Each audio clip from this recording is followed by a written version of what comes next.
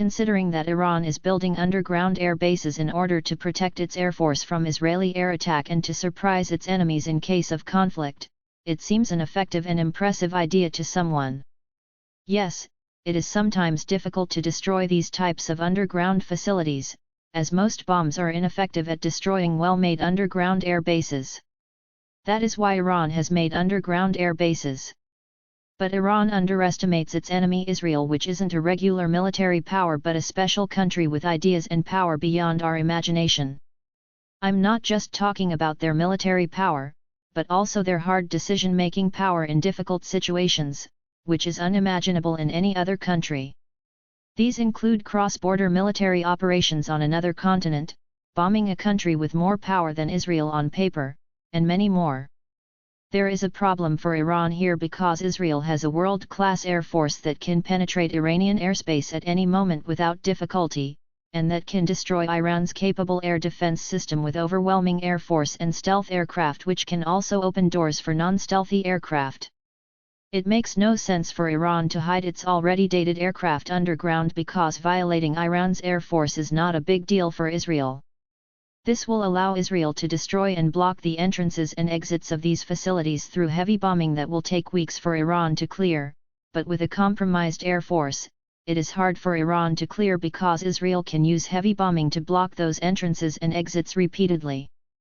Iran's only hope now is to get out of its 90s mindset and build underground in order to save its outdated aircraft.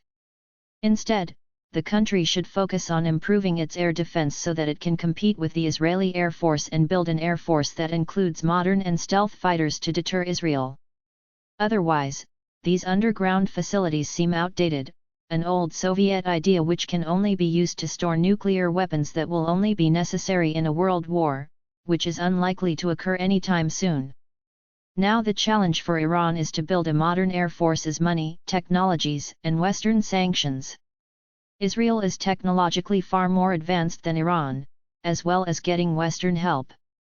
Sometimes Israel helps Western countries, which indicates that there is a strong bond between Western countries and Israel.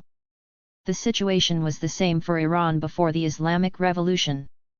After the Islamic Revolution, Iran was sanctioned by the West because of its radical policies and nuclear development, and Israel became its sole enemy since Iran doesn't recognize the existence of Israel and wants it destroyed completely, according to Israeli leaders.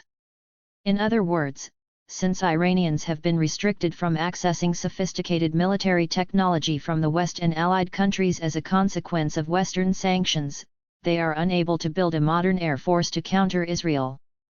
As a result, they are trying to surprise their enemies with these underground air bases with drones and aircraft.